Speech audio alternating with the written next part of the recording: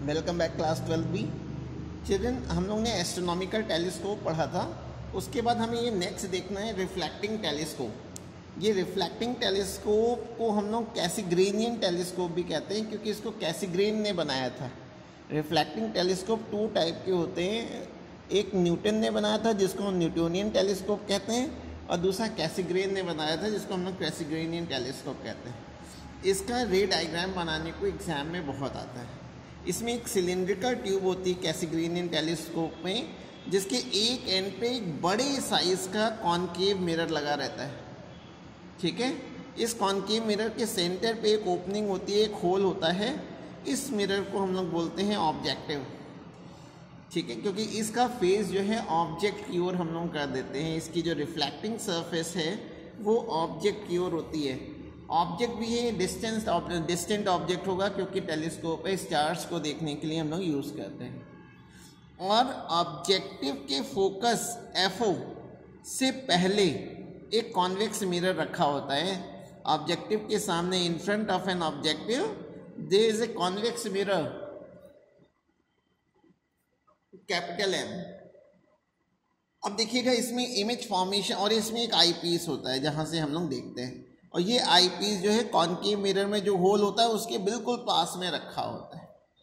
अब इसका इमेज कैसे बनती है? जब किसी डिस्टेंट ऑब्जेक्ट से रेस चलती हैं, जब कभी भी डिस्टेंट ऑब्जेक्ट से रेस चलाते हैं तो हमेशा प्रिंसिपल एक्सिस के पैरेलल चलाते हैं। तो ये जो पैरेलल रेस जो हैं, जो डिस्टेंट ऑब्जेक्ट से चल रही है, कॉनकेव मिरर से रिफ्लेक्शन के बाद आप जानते हैं कि ये फोकस पे मीट करेगी। ये फोकस एफओ पे मिले उससे पहले ही उसके आगे जो है कॉन्वेक्स मिरर रखा होता है। तो फोकस होने से पहले ये कॉन्वेक्स मिरर क्या करता है कि डिस्टेंट ऑब्जेक्ट से रिफ्लेक्ट हुई रेस को कन्वर्ज कर देता है, मोड़ता है, और ये दोनों रेस आपस में इंटरसेक्ट करती हैं। जहाँ इंटरसेक्ट करती हैं वहाँ डिस्टेंट ऑब्जेक्ट का इमेज बन जाता है, जिसको हम आई पीस से देख लेते हैं। तो जो कैसिग्रेनियन टेलीस्कोप है चिल्ड्रन, ये रिफ्रैक्टिंग टेलीस्कोप जिसको हम लोग ने एस्ट्रोनॉमिकल टेलीस्कोप कहा था, उससे ज़्यादा अच्छा होता है। जैसे यहाँ मैंने कॉनकेव मिरर का यूज़ किया हुआ है। आजकल के जो टेलीस्कोप आते हैं रिफ्लेक्टिंग टेलीस्कोप, उसमें पैराबोलिक शेप के मिरर का यूज़ करते हैं। पैराबोला आप समझते हैं, इस तरह का होगा कुछ पैराबोलिक मिरर। जो पैराबोलिक मिरर होता है उसमें स्फेरिकल एबरेशन का डिफेक्ट नहीं होता है। स्फेरिकल एबरेशन वर्ड आपने पहली बार सुना होगा। एबरेशन का मतलब होता है डिफेक्ट, और स्फेरिकल का मतलब हो गया गोलाई। जो मिरर की गोलाई की वजह से भी क्या होता है कि एक ही ऑब्जेक्ट के दो दो इमेज बनते हैं। भाई, हम मिरर या लेंस इसलिए थोड़ी ना यूज़ कर रहे हैं कि एक ऑब्जेक्ट रखा हो तो मुझे दो दो दिखाई पड़े। हम लोग यूज़ करते हैं कि इसलिए कि क्लियर दिखाई पड़े। ठीक है ना। तो ये जो मैन्युफैक्चरिंग डिफेक्ट जो होता है वो स्फेरिकल एबरेशन हो गया। और कई भाई कलर का भी डिफेक्ट होता है। जो कलर का डिफेक्ट होता है उसको क्रोमेटिक एबरेशन बोलते हैं। ठीक है। तो जो रिफ्लेक्टिंग टेलीस्कोप होता है उसमें ना तो क्रोमेटिक एबरेशन होता है ना स्फेरिकल एबरेशन होता है। तो ये पहला एडवांटेज है, image is free from chromatic aberration and spherical aberration. किस वजह से?